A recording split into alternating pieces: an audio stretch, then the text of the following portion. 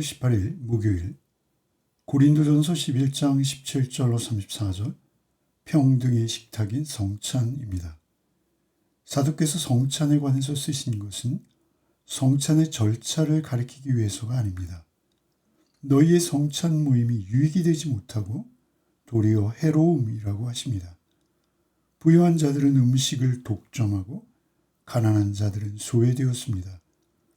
부유한 자들은 먼저 좋은 음식을 잔뜩 가져와서 배불리 먹고 노예와 가난한 자들이 일과를 마치고 도착하면 이미 식탁은 끝나 있었습니다. 이런 모습은 교회를 업신여기는 죄악이라고 지적하십니다. 사도께서는 예수님께서 성만찬을 제정하신 의미를 다시 그들의 마음에 새겨주십니다.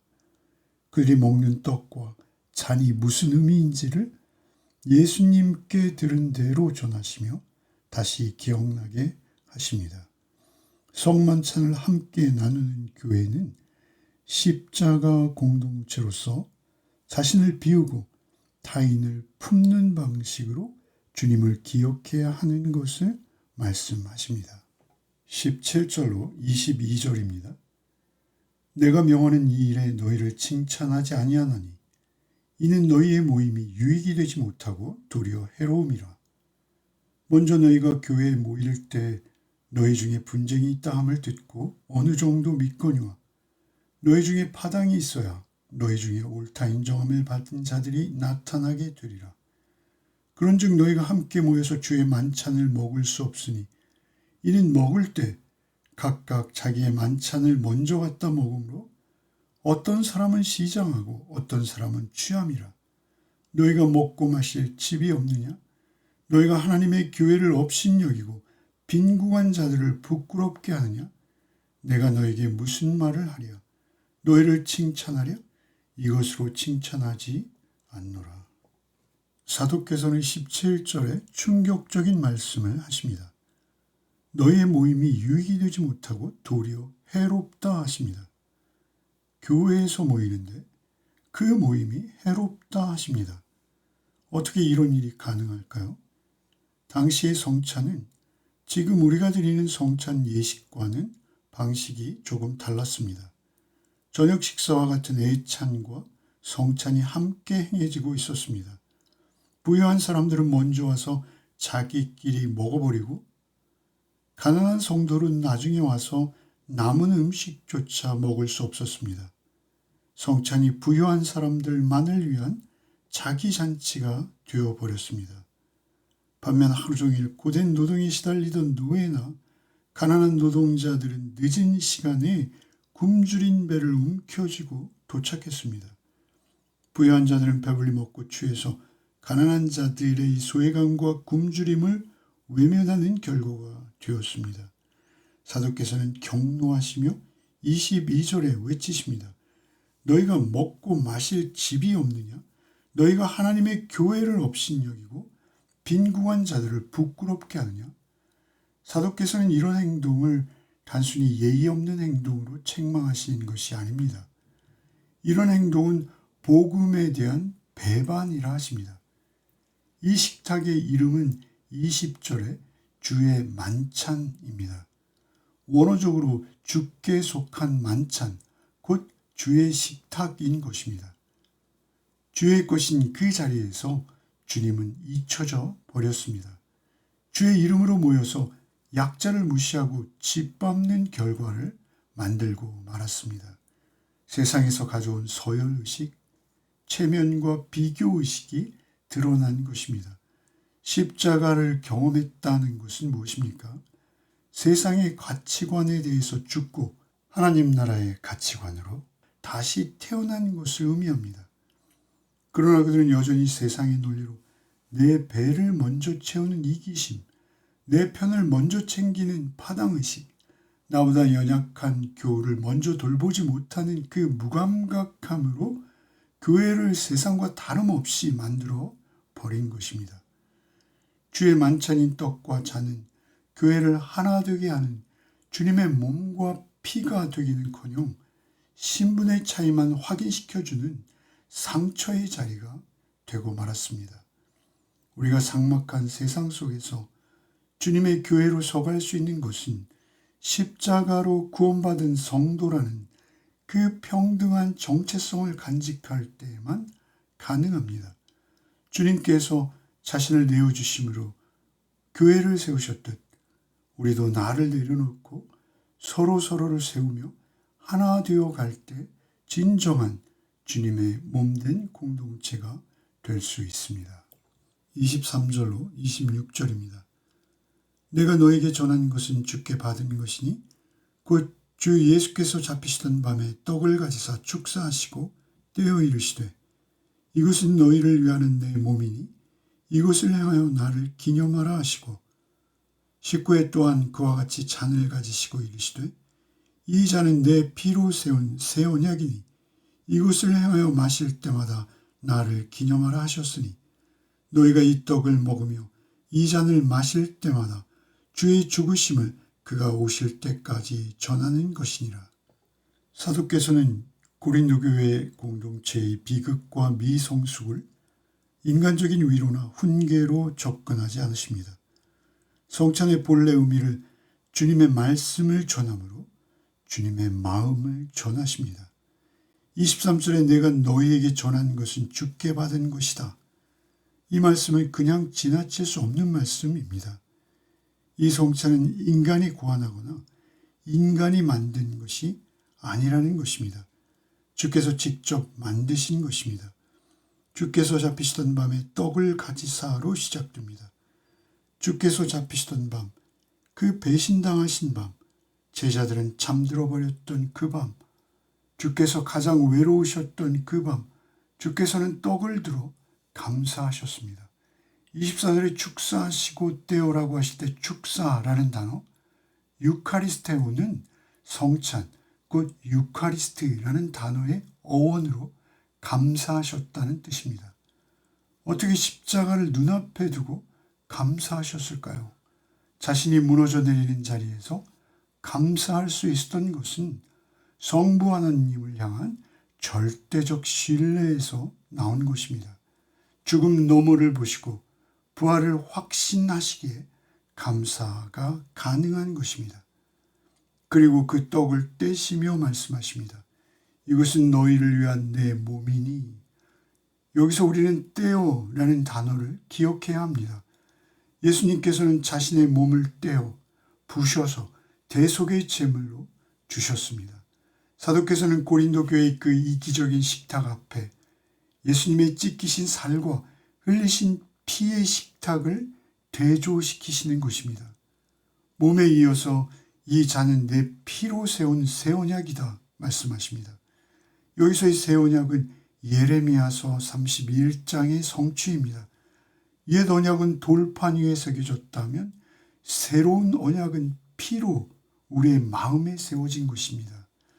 이 피가 쏟아짐으로 하나님과 인간 사이에 깨어진 관계가 회복되고 우리의 죄가 대속의 은혜를 입게 된 것입니다.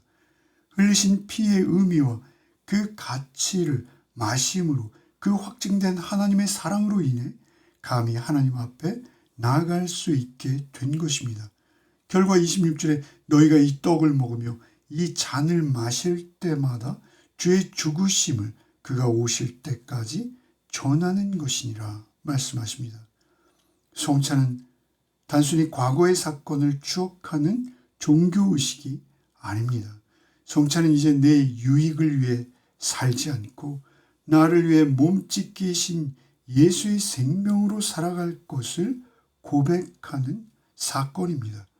십자가 복음을 경험한 자의 성숙함은 바로 그 몸과 피로부터 나옵니다.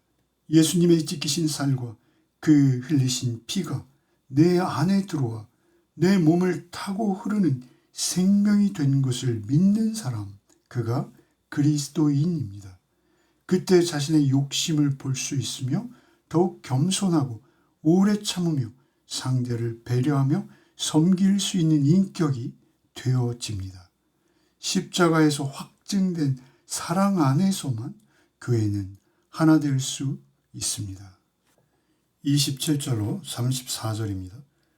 그러므로 누구든지 주의 떡이나 잔을 합당하지 않게 먹고 마시는 자는 주의 몸과 피에 대하여 죄를 짓는 것이니라.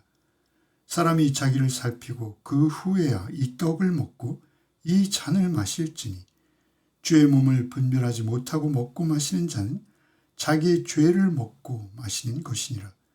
그러므로 너희 중에 약한 자와 병든 자가 많고 잠자는 자도 적지 아니하니 우리가 우리를 살폈으면 판단을 받지 아니하려니와 우리가 판단을 받는 것은 주께 징계를 받는 것이니 이는 우리로 세상과 함께 정죄함을 받지 않게 하려 하심이라.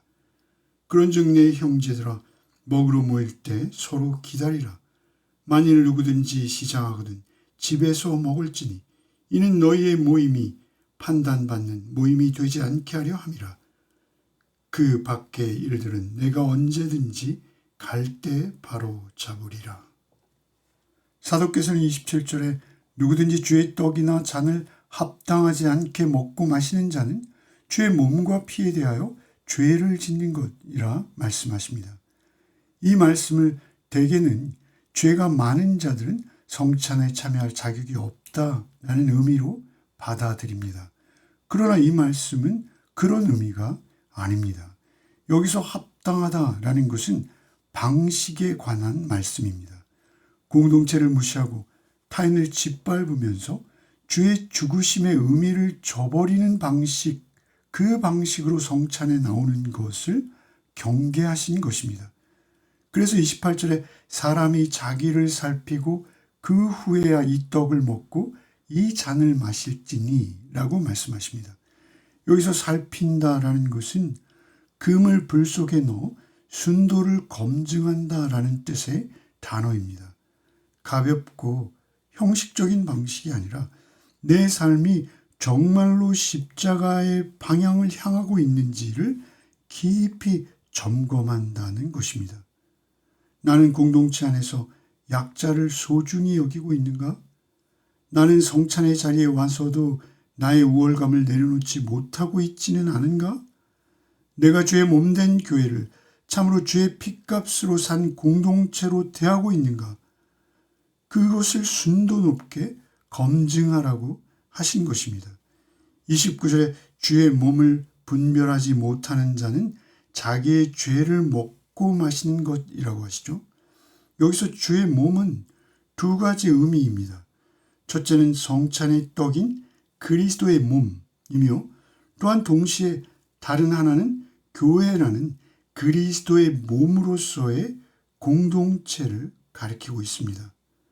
고린도 교회의 문제는 이 둘을 따로따로 생각하고 있습니다. 십자가 앞에서는 고개를 숙이면서도 옆에 앉은 형제를 무시한 것입니다. 그러나 중요한 것은 교회의 지체로서 형제는 바로 주님의 몸입니다. 둘은 똑같은 한 몸입니다. 그리고 이어지는 30절로 32절에 사도께서는 이 분별을 못함으로 교회 안에 약한 자, 병든 자 많고 심지어는 잠자는 자, 그 영적으로 죽은 자까지 있다고 말씀하십니다. 이것은 심판입니다. 그럼에도 사도께서는 곧 덧붙이십니다. 우리가 주께 이런 심판을 받는 것은 징계를 받는 것이라 하십니다. 여기서 징계는 아버지가 자녀를 훈육하는 단어입니다. 정죄도 포기도 아닙니다. 아버지가 자녀를 붙들고 다시 바른 길로 세우시는 손길이 여기서 말하는 징계입니다. 이것은 놀라운 축복입니다. 얼마나 놀라운 축복의 복음인지요. 우리가 실패할 때조차 주께서는 우리를 버리지 아니하시고 다만 우리를 더욱 성숙하게 빚어가시는 것입니다. 복음은 우리를 몇 번씩 읽고 이렇게 품어내시고 빚어가시는 것입니다. 오늘도 오직 이 은혜 가운데 거하시는 저와 여러분 되시기를 소원합니다. 기도하시겠습니다. 주님 감사합니다. 우리를 위해 찢기신 주의 몸과 흘리신 보혈을 다시 바라보게 하심에 감사를 드립니다. 입술로만 십자가를 말하는 자가 아니라 그 은혜를 우리 몸속에 흐르게 하여 언제나 나를 내려놓고 주변의 모든 이들을 세워가는 성숙한 성도로 오늘 하루를 살게 하여 주시옵소서. 유동함에 흔들리는 세상 속에서도 환경이 아니라 십자가만을 붙들게 하시고 사람의 인정이 아니라 주의 사랑으로 또 하루를 살아내게 하여 주시옵소서. 오늘도 오직 우리 자신을 살피며 겸손히 성령님과 동행하는 하루가 되게 하여 주시옵소서. 우리의 삶이 닿을 때까지 주님의 죽으심을 전하며 살아가는 충성된 주의 백성으로 살아가게 하여 주시옵소서.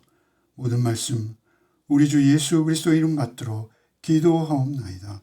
아멘.